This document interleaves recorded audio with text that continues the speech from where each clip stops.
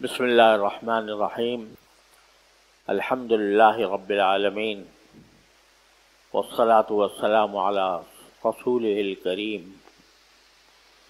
وعلی آلہ واصحابہ اجمعین وعلی کل من تبعہم بإحسان الی یوم الدین. اما بعد، اللہ تبارک و تعالیٰ کے فضل و کرم سے رمضان المبارک شروع ہو چکا ہے اور اللہ تبارک و تعالیٰ کی رحمت کی گھٹائیں صاحبان ایمان پر الحمدللہ جھوم جھوم کر برس رہی ہے. اللہ تعالیٰ نے، جیسا میں نے پچھلے جمعہ کو عرض کیا تھا، یہ مہینہ اللہ تبارک و تعالیٰ نے ہم سب لوگوں کے لیے ایک عظیم نعمت بنایا ہے کہ جب ہم سال کے 11 مہینے اپنی دنیاوی مصروفیتوں میں منہمک ہو کر اللہ تبارک و تعالیٰ کے ساتھ تعلق کچھ کمزور کر بیٹھتے ہیں، تو اللہ تبارک و تعالیٰ ہمیں کھینچ کر بلا لیتے ہیں اس مہینے میں. اسی کا نتیجہ ہے کہ آپ نے دیکھا کہ رمضان کے مہینے میں جو لوگ 5 وقت کی نماز مسجد میں آتے ہوئے مساتے ہیں، اور جو فرض نمازیں ہیں ان کی ادائیگی مسجدوں میں کم نظر آتی ہے. رمضان کی 20 رکعتیں تراویح کی وہ ایک عام آدمی بھی اس کی پابندی کرتا ہے. جو 5 وقت میں مسجد نہیں آتا وہ تراویح میں کھڑا ہو جاتا ہے، 20 دن کھڑا رہا، 20 رکعتیں پڑھتا ہے. اور 20 رکعتوں کا کیا معنی؟ 20 رکعتوں کا معنی ہے سجدے، اور ہر سجدہ بندے کو اللہ تبارک و تعالیٰ سے قریب کرنے کا سب سے زیادہ مؤثر ذریعہ ہے. حدیث میں رسول کریم سرور دو عالم صلی اللہ علیہ وسلم نے ارشاد فرمایا کہ بندہ اپنے مالک سے، اپنے خالق سے کسی وقت اتنا زیادہ کرنا سجدے کی حالت میں ہوتا. بظاہر تو پیشانی زمین کی ہوتی ہے، لیکن تعلق اس کا عرش و کرسی سے ہوتا ہے. اللہ تبارک و تعالیٰ کے ساتھ تعلق قائم ہو جاتا ہے. اور یہی وجہ ہے کہ رسول کریم سرور دو عالم صلی اللہ علیہ وسلم نے ارشاد فرمایا کہ چونکہ بندہ اپنے پروردگار سے سب سے زیادہ قریب سجدے کی حالت میں ہوتا ہے، تو سجدے میں بہت دعائیں کیا کرو. اکثروا فیہ الدعاء، مسجد سجدے کی حالت میں دعا زیادہ کیا کرو. اور جو فرق و تعالیٰ نے اختصار رکھا ہے، چونکہ فرض ہے لہذا بہت لمبی نماز فرض نہیں کی، اور اس کی کچھ مقداریں بتا دی ہیں. سجدے میں فرض نماز جو آدمی جماعت کے ساتھ ادا کرتا ہے تو امام سے یہ کہا گیا ہے کہ جب تم نماز پڑھاؤ تو ہلکی پڑھاؤ. کیوں؟ اس لیے کہ جماعت کے اندر بوڑھے بھی ہوں گے، ضعیف بھی ہوں گے، حاجت مند بھی ہوں گے. لہذا تم نے اگر لمبی نماز پڑھانی شروع کر دی تو بیماروں کو تکلیف ہو سکتی ہے. کوئی حاجت مند ہوتا ہے، اس کو وہ چاہتا ہے کہ نماز ختم کرنے کے بعد میں اپنے کسی ضروری کام میں اس کو جانا ہے. تو نماز کے فرض کے بارے میں تو یہ فرمایا کہ وہ اس میں تخفیف ہونی چاہیے، بہت لمبا نہ ہو، بہت لمبی نماز نہ ہو. اسی لیے امام سے یہ کہا گیا ہے کہ قرات بھی سنت کے مطابق کرے، اس سے زیادہ نہیں. اور رکوع سجدے بھی بہت لمبے نہ کرے. جتنے مسنون مقدار ہے سبحان رب العظیم سبحان رب الاعلیٰ کہنے کی اتنی بس کر لے. لیکن یہ فرمایا جب تم تنہا نماز پڑھ رہے ہو فَلْيُطَوِّلْ مَا شَاءَ، تو جتنا چاہو لمبا کر کے پڑھو. اور اس لمبا کرنے میں خاص طور پر نوافل میں، نفلی نمازوں میں سجدہ جتنا جس میں جماعت نہ ہو رہی ہو بلکہ آدمی تنہا نماز پڑھ رہا ہو، اللہ تعالیٰ توفیق دے رات کے وقت میں جب تنہا نماز پڑھے تو لمبی رکعتیں ہوں، قرات لمبی ہو، رکوع لمبے ہوں، سجدے لمبے ہوں. اب یہ جو رکوع اور سجدے ہیں نوافل میں خاص طور پر، تو رکوع کے اندر تو افضل ہے باری تعالیٰ کی عظمت شان کا ذکر، باری تعالیٰ کی مدح و ثنا جتنی ہو سکے. اللہ تعالیٰ نے ہمیں بہت چونکہ آسان مذہب دیا ہے تو بس ایک جملہ سکھا دیا کہ رکوع میں سبحان ربی العظیم کہہ لیا کرو. تو 3 مرتبہ یا 5 مرتبہ یا 7 مرتبہ سبحان ربی العظیم کہہ لینا تو سنت ہے. اس کے بعد اللہ تعالیٰ کے عظمت و تسبیح و تصدیق کے جو کلمات یاد ہوں وہ جتنا چاہے پڑھے.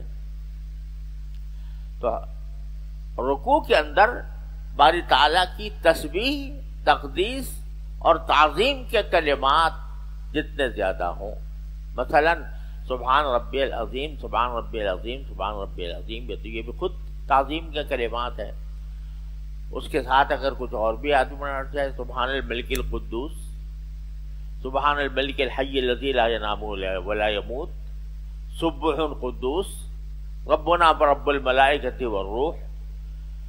یہ جو عام طور سے لوگوں میں تراویح کے قاعدے کے اندر تراویح کے جو ترویہ ہوتا ہے 4 رکعتوں کا، اس کے لیے ایک تسبیح بنا رکھی ہے لوگوں نے، بلکہ وہ لٹکا بھی دیتے ہیں مسجدوں کے اندر کہ تراویح میں جب 4 رکعت کا وقفہ ہو تو اس وقت یہ تسبیح پڑھا کرو. وہ اس موقع پر کہیں مسنون ہے نہیں، لیکن لوگوں کو متوجہ کرنے کے لیے کہ خالی بیٹھنے کے بجائے کچھ تسبیح کے کلمات کہیں تو اس لیے وہ کہہ دیتے. لیکن وہ ہیں بڑے عظمت والے، تعظیم والے کلمات.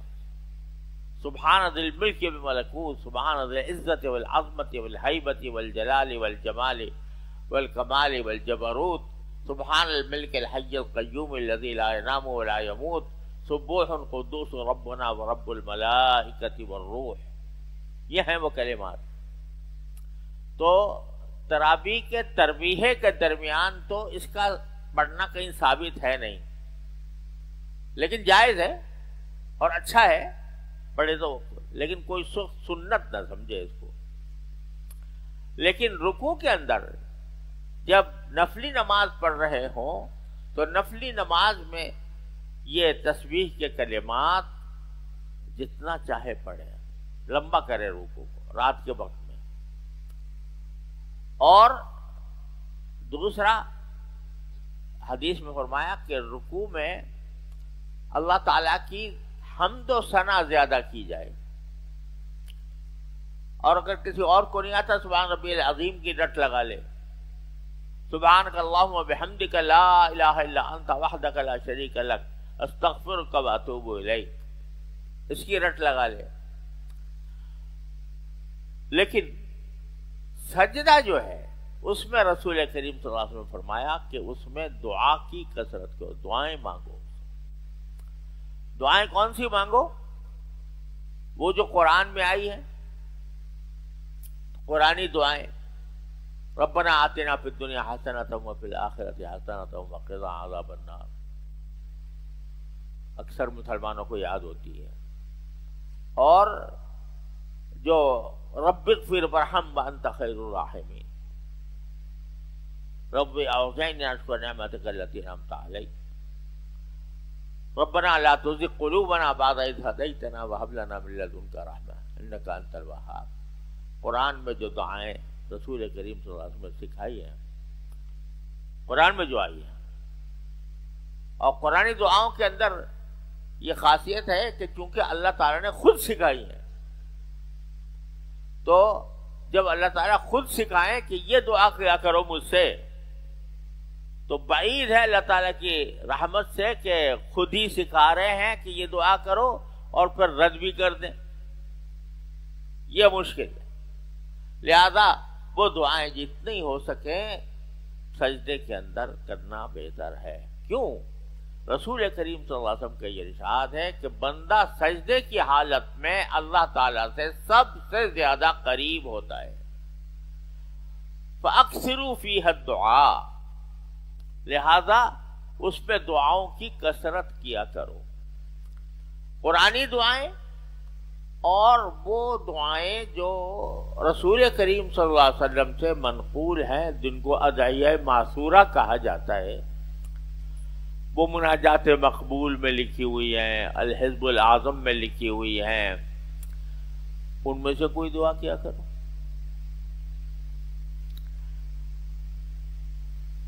حضرت عائشہ صدیقہ رضی اللہ تعالیٰ عنہ فرماتی ہیں کہ رسول کریم صلی اللہ علیہ وسلم تہجد کی نماز میں، یہ صرف رمضان کی بات نہیں ہے، عام دنوں کی بات ہے، تہجد کی نماز جب آپ پڑھتے تھے تو پہلے 4 رکعتیں پڑھتے تھے. اس کے بارے میں فرمایا لا تسأل عن حسنہن وطولہن،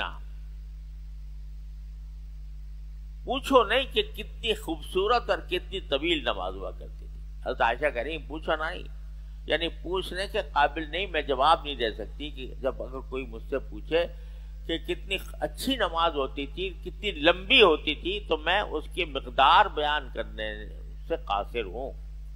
لہذا مت پوچھنا کہ کتنی لمبی، مطلب بہت حسین، بہت طویل،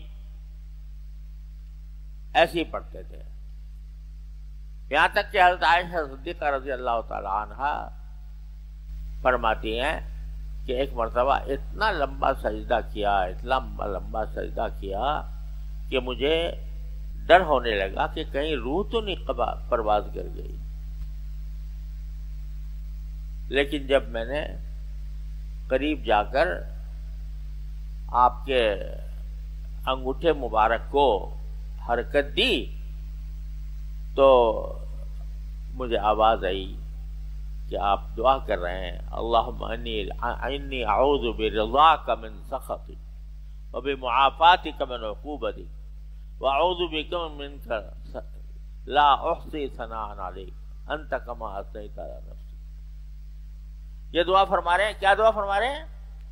انی اعوذ برضاک من سخطک، یا اللہ میں آپ کی ناراضی سے، آپ کی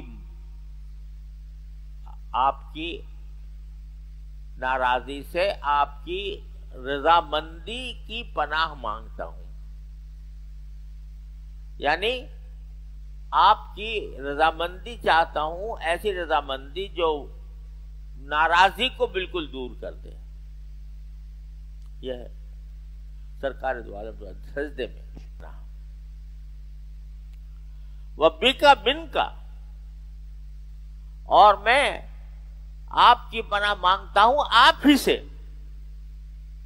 کیونکہ آپ جس طرح رحیم و کریم ہیں، رحمان و رحیم ہیں، اسی طرح شدید العقاب بھی ہیں، شدید العذاب بھی ہیں، ذو الجلال والاکرام بھی ہیں. لہذا آپ سے میں آپ کی رحمت کی پناہ مانگتا ہوں آپ کے غضب سے. اعوذ بک منک، یہ پڑھ رہے ہیں. مطلب یہ کہ گھنٹے ہو گئے لیٹے سجدے میں گرے ہوئے. تو غرض یہ سجدے جو ہے نا، یہ بڑی عظیم نعمت ہے. یہ بندے کو اپنے اللہ سے قریب کرنے کا سب سے مختصر راستہ ہے سجدہ. جب سجدہ میں گر گیا بندہ، اللہ کی عظمت کے سامنے تو وہ اس کی معراج ہو گئی. ہر شخص کو تو معراج نصیب نہیں ہو سکتی نا جو رسول کریم صلی اللہ علیہ وسلم کو ہوئی، کہ آپ کو اللہ تعالیٰ نے ساتواں آسمان سے گزارا، پھر عرش پر کرسی پر، اور اس جگہ پر جہاں پر فرشتے لوگوں کی تقدیریں لکھ رہے تھے، اس جگہ تک جہاں اس کائنات کی فرشتوں کے سوا کوئی انسان جہاں کبھی پہنچ نہیں سکتا، وہ معراج تو نبی کریم سرور دو عالم صلی اللہ علیہ وسلم کے خاص. لیکن آپ نے فرمایا کہ یہ نماز جو ہے یہ مومنین کی معراج ہے، کہ جب یہ سجدے میں جاتے ہیں تو یہ اللہ جل جلالہ کا قرب حاصل کرتے. تو اس سجدے کو غنیمت سمجھو، اور نفلی نمازوں میں خاص طور پر اس میں دعاؤں کا اہتمام. کیوں؟ اس لیے کہ اس وقت بندہ سب سے زیادہ قریب ہے اللہ تعالیٰ کے. اور جیسے شاعر نے کہا کہ سر بر قدم حسن قدم بر کلہو تاج.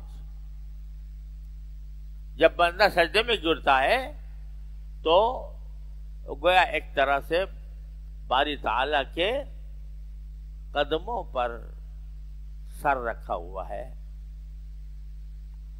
اور سر تو رکھا ہے کسی کے قدموں پر، لیکن پاؤں ہے ساری دنیا کی بادشاہتوں کے تاجوں کے اوپر. یعنی ساری دنیا سے بے نیاز ہو کر اپنے اللہ کی بارگاہ میں پہنچ گیا. تو جیسے سجدہ کرتا ہے تو یہ نعمت انسان کو نصیب ہوتی ہے، معراج المومنین. تو آپ ذرا اندازہ کرو کہ رمضان میں گیا مسلمان تراویح میں 20 رکعتیں پڑھتا ہے، اور 20 رکعتیں جو ہیں اس میں 40 سجدے ہوتے ہیں، جس کے کیا معنی ہوئے کہ 40 مرتبہ بارگاہ الہی کے قریب پہنچتا ہے. 40 مرتبہ ہر روز. تو یہ اتنا بڑا قرب ہے جو اللہ تعالیٰ نے تراویح کے ذریعے ہم سب کو عطا فرمایا. اور روزہ رکھا، اور روزے کے بارے میں قرآن کریم نے فرمایا یا ایھا الذین آمنوا کتب علیکم الصیام کما کتب علی الذین من قبلکم لعلکم تتقون. کیا ایمان والو تم پر روزے فرض کیے گئے ہیں جس طرح پچھلی امتوں پر روزے فرض کیے گئے تھے. یعنی تم سے جو یہ مطالبہ کیا جا رہا ہے کہ صبح سے لے کے شام تک بھوکے رہو پیاسے رہو، یہ صرف تمہیں ہی کوئی نرالا حکم نہیں دے دیا گیا، بلکہ یہ حکم تم سے پہلی امتوں کو بھی دیا گیا تھا. اور کوئی کسی رسول کی امت ایسی نہیں ہے کہ جس پر کبھی نہ کبھی روزہ فرض نہ کیا گیا ہو. مختلف اوقات میں مختلف پیغمبروں کی شریعتوں میں روزے فرض کیے گئے تھے. لیکن جو آخری جملہ ہے وہ بڑا معنی خیز ہے. سوال پیدا ہوتا ہے بھائی کیا ضرورت پیش آئی تھی کہ بندے جو اچھا خاصا کھاتا پیتا آدمی، اور اس کو کہہ دیا صبح سے شام تک نہ کچھ کھانا نہ کچھ پینا، اور نہ کوئی اپنی جنسی خواہش پوری کرنا اپنی بیوی سے. بھائی کیوں یہ سب بھوکا پیاسا کیوں رکھا جا رہا ہے؟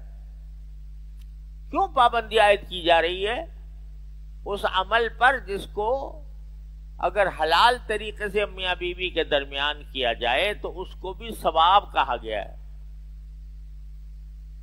تو اس کو بھی منع کر دیا، کھانے کو بھی منع کر دیا، پینے کو بھی منع کر دیا.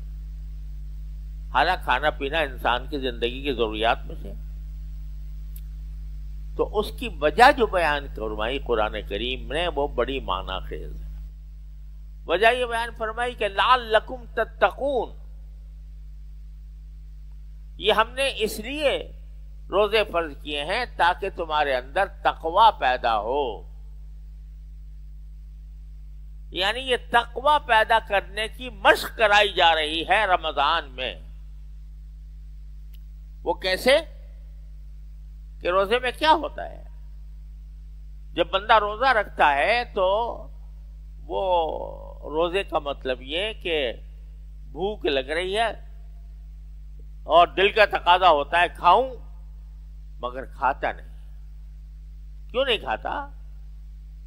اس لیے نہیں کھاتا کہ میرے اللہ نے منع کیا ہے. پیاس لگ رہی ہے، گرمی کی شدت ہے، فریج میں پانی ٹھنڈا رکھا ہوا ہے، دل اس کی طرف راغب بھی ہو رہا ہے، کوئی دیکھنے والا بھی نہیں ہے، لیکن کوئی مسلمان روزے دار پانی پیے گا؟ نہیں پیے گا. کیوں نہیں پیے گا؟ اس لیے نہیں پیے گا کہ میرے اللہ نے منع کر رکھا ہے. تو یہ جو روزہ ہے یہ تقوی کی ریہرسل ہے، یہ تقوی کی ٹریننگ ہے کہ دیکھو مہینہ بھر اس طرح گزارو کہ دل چاہ رہا تھا کھانے کو نہیں کھائیں گے، دل چاہ رہا تھا پانی کو نہیں پیئیں گے، دل چاہ رہا تھا اپنی اہلیہ کے ساتھ ہم جائز تعلق قائم کریں گے، نہیں کریں گے. یہ جو بار بار تم اپنے نفس کی خواہش کو کچل رہے ہو، کھانے کی خواہش کچل دی، رونے پینے کی خواہش کچل دی، یہ جو خواہشیں کچل رہے ہو نا، یہ سب تمہیں ٹرین کیا جا رہا ہے، تمہیں تربیت دی جا رہی ہے کہ رمضان میں تم نے میرے حکم کی خاطر میرے منع کرنے سے، کھانے سے بھی روکے، پینے سے بھی روکے، جنسی تعلقات سے بھی روکے. تو اب جب رمضان گزر جائے تو اب کھانے پینے پر تو کوئی رکاوٹ نہیں، اور حلال طریقے سے بیوی سے لذت لینے سے بھی کوئی رکاوٹ نہیں. لیکن کچھ چیزیں ہیں جو ہم نے تم کو منع کر رکھی ہیں.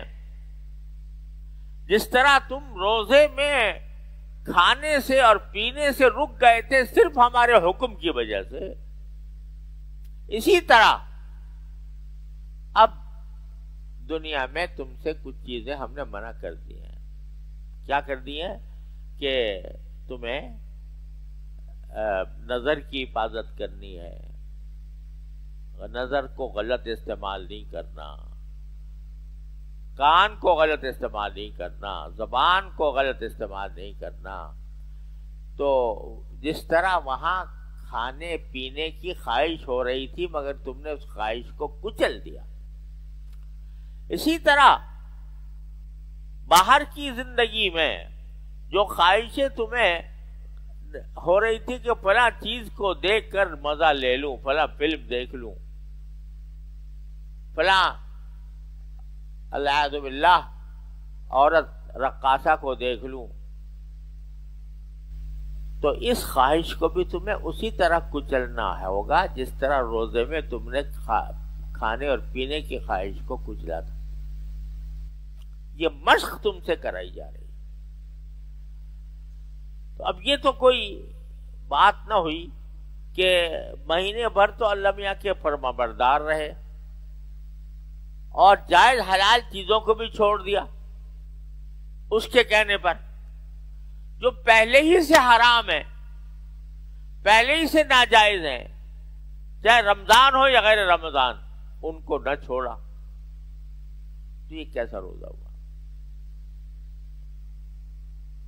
اب دل میں یہ خواہشات پیدا ہو رہی ہے کہ میں زیادہ سے زیادہ مال کمانے کے لیے رشوت لے لوں. خواہش پیدا ہو رہی ہے. اب تو خواہش سے آگے بڑھ کر لوگوں نے اس کو حق بنا لیا ہے، اپنا فرض بنا لیا. مجھے رشوت ملنی چاہیے. تو یہ جو خواہش دل میں پیدا ہو رہی ہے رشوت لینے کی،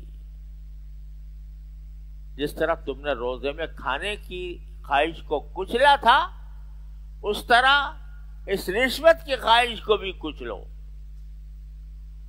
حرام خوری سے کی عادت کو بھی کچلو، ورنہ یہ کیا بات ہوئی؟ جو حلال چیزیں تھیں تم نے اللہ کے کہنے سے وہ چھوڑ دی، کھانا پینا چھوڑ دیا، جو پہلے سے حرام تھی وہ نہ چھوڑی۔ رشوت لے رہے ہیں رمضان کے اندر، صبح کو سحری کھائی اور سحری کھا کے روزہ رکھا، اللہ تعالیٰ سے اقرار کیا کہ اللہ میں نے یہ روزہ آپ کے لیے رکھا ہے، اور دفتر میں پہنچے اور وہاں پر کوئی حاجت مند آیا، اس سے کہا اتنے پیسے نکالو رشوت کے، اور رشوت کے پیسے جیب میں ڈال کر شام کو افطاری خرید کے لے گئے، رشوت کے پیسوں سے افطاری خریدی، افطاری خرید کر تو جو روزہ رکھا تھا اس روزہ رکھ کر افطار کر رہے ہیں حرام سے۔ یہ کیا روزہ ہوا بھائی؟ قرآن نے تو حدیث میں رسول کریم صلی اللہ علیہ وسلم نے تو فرمایا یہ صبر کا مہینہ ہے، یہ مواسات کا مہینہ ہے، یعنی ایک دوسرے کی ہمدردی کا مہینہ ہے، ایک دوسرے کے ساتھ غمخواری کا مہینہ ہے، پیار کا مہینہ ہے۔ جتنا زیادہ تم لوگوں سے پیار کرو گے، لوگوں کے ساتھ ہمدردی کرو گے، اتنا ہی اللہ تعالیٰ کے قریب ہوگے۔ اور تم نے کیا کیا کہ روزہ رکھ کے تو گویا اللہ میاں پر بہت بڑا احسان کر دیا کہ بھئی ہم نے روزہ رکھا ہے، اب ہم پر 7 خون معاف ہو گئے ہیں۔ ہم چاہیں کسی کے رشوت سے بموڑے مال یا گرانی اتنی پیدا کر دی، جو چیز پہلے کم پیسوں میں بیچ رہے تھے رمضان میں کمائی زیادہ کریں گے، اور رمضان میں کمائی زیادہ کرنے کے لیے چیزوں کی قیمتیں بڑھا دیں گے۔ اللہ کے بندو، رمضان میں تو یہ کہا گیا تھا دوسروں کو افطار کراؤ مفت، جتنا افطار کراؤ گے تو اللہ تبارک و تعالیٰ کیا ہوتا ہی تمہیں اجر و ثواب ملے گا۔ اور تم کہتے ہو میں کھال کھینچ لوں کسی طرح روزے دار کی، اور اس کی جیب میں جو کچھ پڑا ہے وہ میں ہڑپ کر جاؤں۔ کیا روزہ ہوا یہ؟ قرآن تو کہتا ہے لعلکم تتقون، یہ روزہ اس لیے فرض کیا ہے تاکہ تمہارے اندر تقوی پیدا ہو۔ تو تقوی جب پیدا کرنا مقصد ہے تو ذرا ٹٹول لیا کرو اپنے آپ کو روز، کہ میں جو روزہ رکھ رہا ہوں اس روزے کے وقت میں، روزہ رکھنے کے نتیجے میں میرے دل میں کچھ خدا کا خوف پہلے سے زیادہ بڑھا یا نہیں بڑھا۔ جب اللہ نے کہا ہے کہ روزے کا مقصد یہ ہے کہ تقوی بڑھے، تو ذرا ٹٹول لیا کرو اپنے آپ کو، جائزہ لے لیا کرو کہ روزہ تو رکھ لیا میں نے، روزہ رکھنے کے نتیجے میں لوگوں کے ساتھ پیار بڑھا، محبت بڑھی، ہمدردی کرنے کا جذبہ پیدا ہوا، یا ان کو لوٹنے کا جذبہ پیدا ہوا؟ جو پہلے تھا وہ ویسا کا ویسا ہی ہے کہ اس کو لوٹ لوں کسی طرح، اس کو کنگال کر کے میں اپنے جیب میں پیسے بھر لوں۔ یہ جذبہ کچھ کم ہوا کہ نہیں ہوا؟ اگر ہوا تو الحمدللہ روزے کا مقصد بھی حاصل ہو رہا ہے، لیکن اگر یہ نہیں ہوا تو خدا کے بندو ذرا غور کرو کہ حلال سے تو پرہیز کر رہے ہو، حرام سے پرہیز نہیں کرتے۔ افطار حرام پہ ہو رہا ہے، آمدنی حرام ہے۔ یہ جو آج کل ہم بعض اوقات دیکھتے ہیں کہ دعائیں کرتے ہیں قبول نہیں ہوتی، کیوں نہیں ہوتی؟ حدیث میں رسول کریم صلی اللہ علیہ وسلم نے ارشاد فرمایا کہ بعض مرتبہ لوگ انتہائی عاجزی سے دعائیں کرتے ہیں، لیکن عاجزی سے دعا کرنے کے باوجود یہ ہوتا ہے کہ کھانا ان کا حرام، پہننا ان کا حرام، اور جس گوشت سے، جس مال سے ان کا گوشت کو غذا ملی ہے وہ مال بھی حرام۔ فَأَنَّا يُسْتَجَابُ لَهُ الدُّعَاء، جب اپنے آپ کو سر سے لے کر پاؤں تک حرام آمدنی سے تیار کیا ہے یہ بدن، تو اس تیاری کے بعد دعا کہاں سے قبول ہے؟ حضور اقدس صلی اللہ علیہ وسلم کا ارشاد، دعائیں اس لیے قبول نہیں ہو رہی۔ تو بھائی یہ مشق ہے، یہ تربیت ہے۔ رمضان کا مہینہ ایک تربیتی کورس ہے جس سے ہمیں گزارا جا رہا ہے۔ اس کی قدر و قیمت، اس کی اہمیت، اس کا اصل فائدہ، اس کا اصل مقصد سمجھ کر اس کے مطابق یہ ایام گزارنے چاہیے۔ اللہ تبارک و تعالیٰ اپنے فضل و کرم سے ہم سب کو اس کا احساس پیدا فرما دے، اور روزے کی جو اصل حقیقت ہے اس کو سمجھ کر یہ رمضان کا مہینہ اس طرح گزاریں کہ اس میں نہ کوئی جھوٹ بولیں گے، نہ کوئی غیبت ہوگی، نہ کوئی حرام کام کریں گے، نہ حرام کمائی کریں گے، بلکہ دوسروں کے ساتھ ہمدردی کا معاملہ کریں گے۔ اللہ تبارک و تعالیٰ اپنے فضل و کرم سے ہمیں رمضان اسی طرح گزارنے کی توفیق عطا فرمائے۔ وآخر دعوانا الحمدللہ رب العالمین۔